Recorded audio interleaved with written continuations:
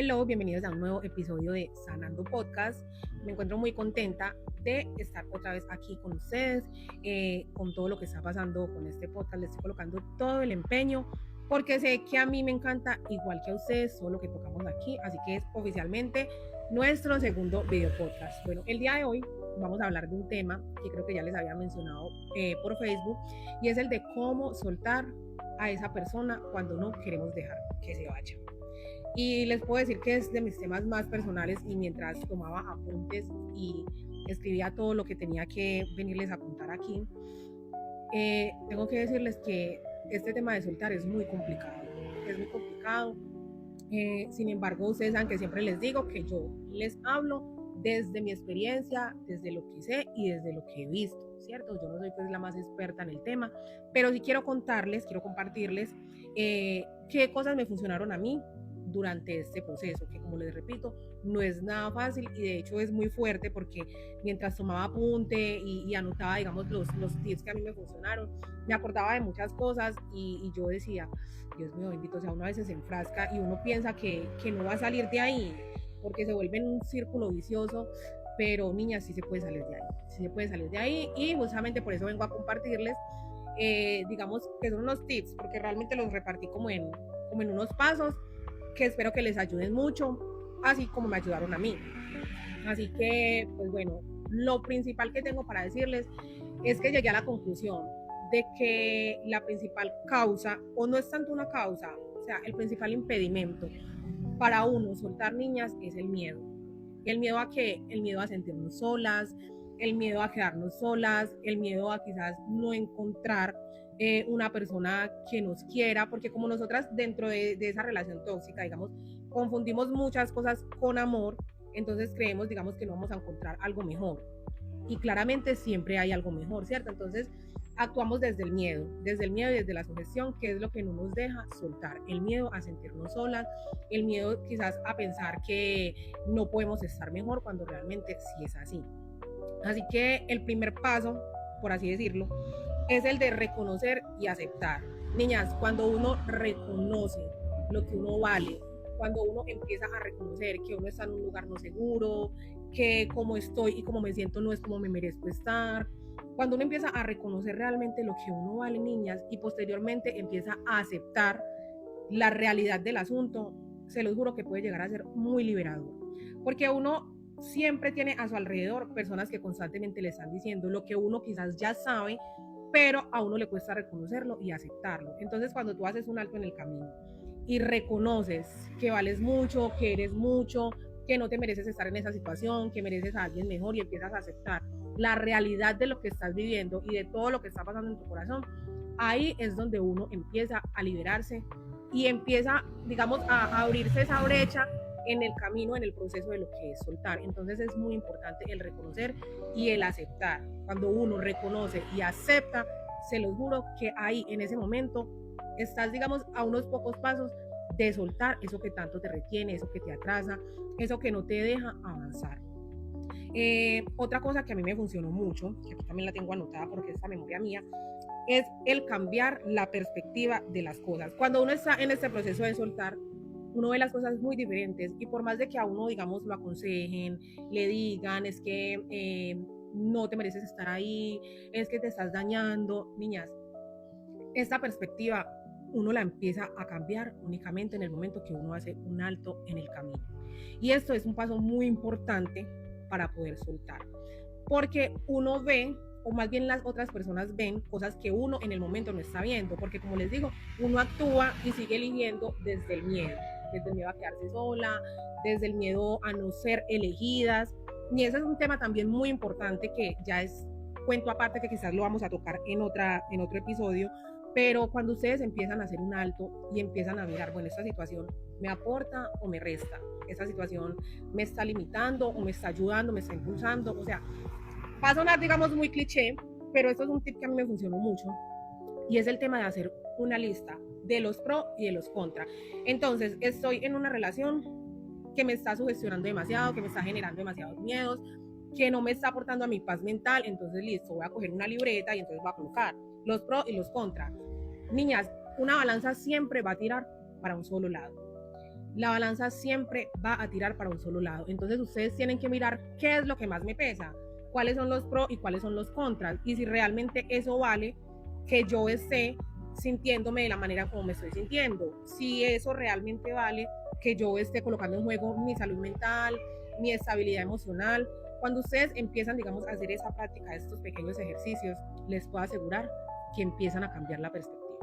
Porque solamente cuando tú lo tienes ahí plasmado, que tú puedes mirar y decir, no, mi madre, es que no, son más los pros que los contras, o son más los contras que los pros. O sea, eso solamente lo van a determinar ustedes, porque son ustedes las que tienen que quitarse la venda de los ojos por medio de lo que les estoy diciendo, ¿cierto?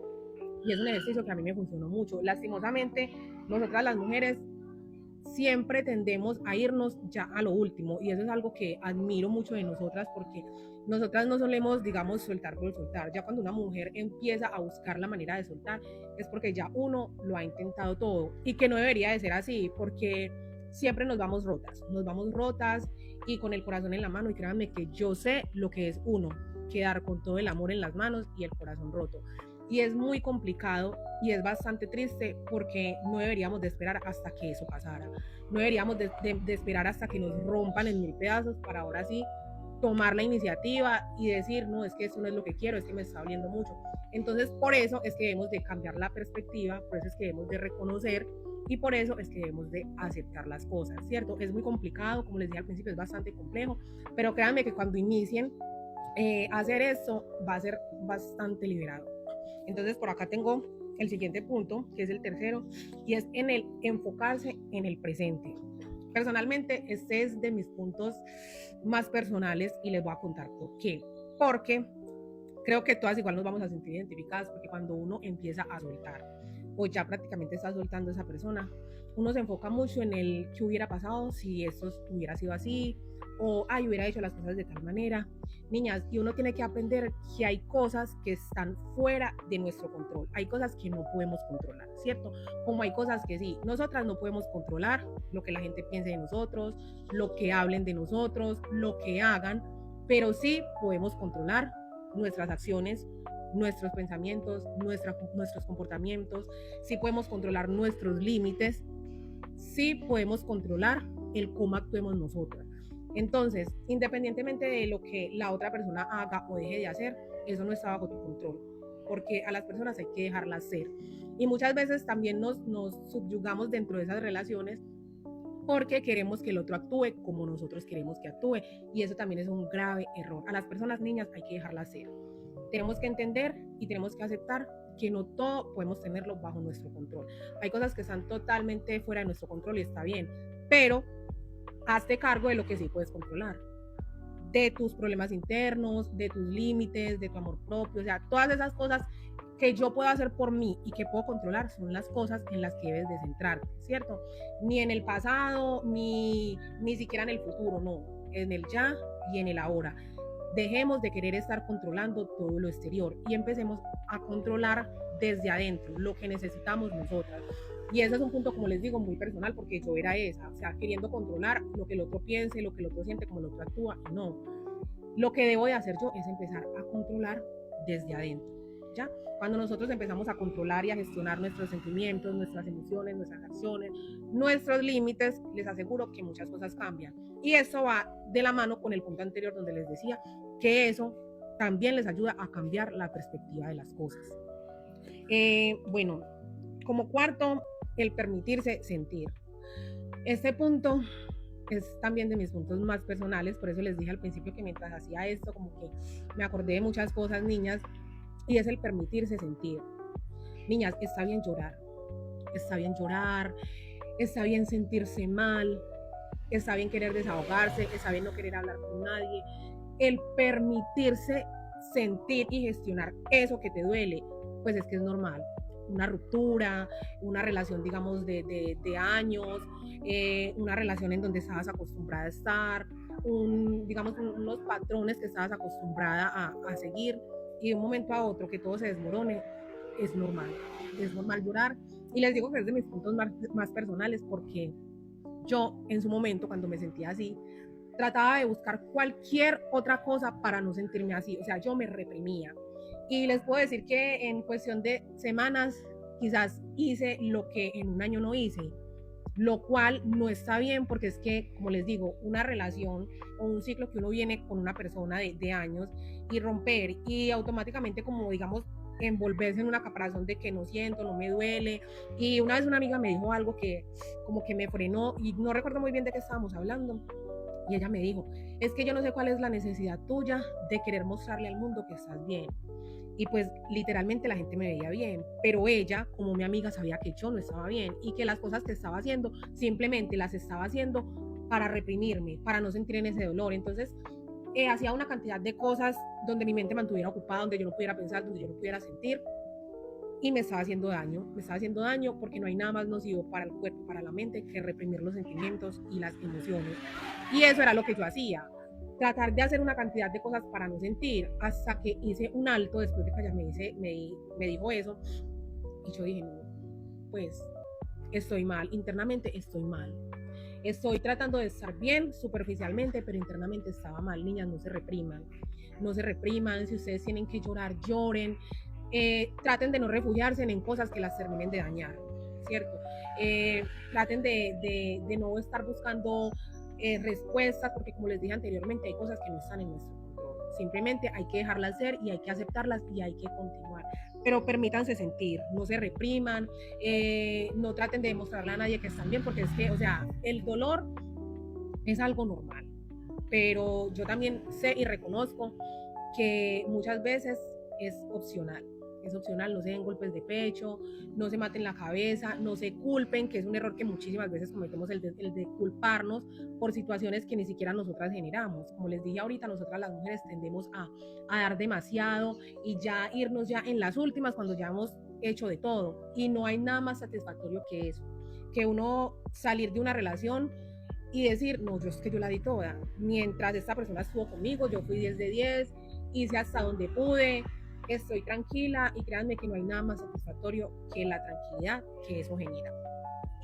Y por último, el último punto que tenemos aquí es el de prepararse para recibir. Muchas veces cuando hablamos de recibir, siempre piensan que es recibir a otra persona, porque si bien es cierto, después de que uno empieza a soltar, está bien, uno merece a alguien mejor, merece una persona, pero niñas, no siempre el prepararse para recibir tiene que ver con alguien más, no. ¿Para recibir qué? Para recibir estabilidad, para recibir paz mental, para recibir tranquilidad. No siempre tiene que ver con alguien más, que si bien es cierto, toda la vida no nos vamos a quedar solas, ¿cierto? Pero hay determinadas cosas que hay que hacer antes de eso. Sanar. Sanar para poder ser, ¿cierto? Si tú te encuentras internamente roto, ¿cómo vas a estar para otra persona? Entonces vamos a caer en el mismo error de seguir eligiendo desde las carencias, como hablábamos en el episodio pasado. Y cuando hablamos de prepararse para recibir, es para recibir todo lo bonito, todo lo lindo que tiene la vida para ofrecernos, Dios y la vida. Niñas, la tranquilidad es una vaina que no debería de ser negociable. Y después de uno soltar, empieza a tener tranquilidad, empieza a tener paz mental, empieza a tener estabilidad emocional, que son cosas súper importantes que debería de tener toda persona, porque ustedes saben que todo deriva desde la mente.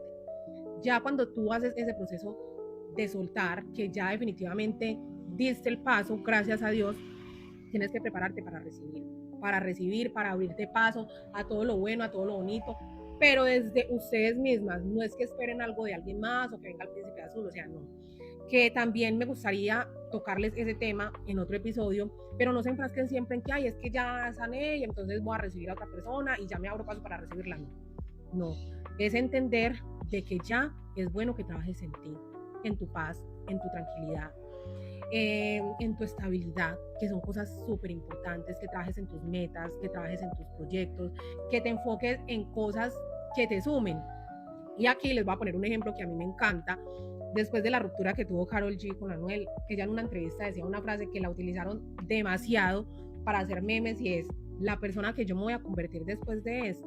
Bueno, a eso me refiero, a la persona que viene después de nosotros atravesar todo eso. Por eso les digo, trabajen en ustedes, en sus metas, en sus proyectos, en sus propósitos. Ya cuando ustedes se sientan plenas, ya cuando ustedes sientan que sanaron, ya cuando ustedes hayan aprendido la lección y hayan atravesado y adquirido esa experiencia, ahora sí, poder elegir, pero no desde las carencias, sino desde, o sea, desde lo que yo sé que soy y de lo que sé que necesito. Entonces es algo súper importante porque siempre, como dice la frase, después de la tormenta viene la calma.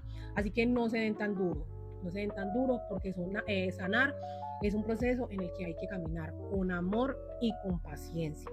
Entonces, ese es el mensaje que quería transmitirles el día de hoy.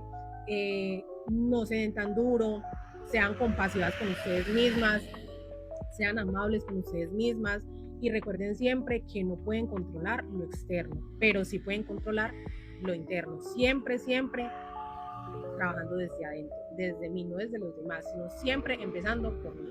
Así que espero que les haya gustado mucho el episodio del día de hoy, espero que estos tips les funcionen y nos vemos en el siguiente episodio. Recuerden que Sanando Podcast es un podcast para mujeres reales con historias reales. Chao.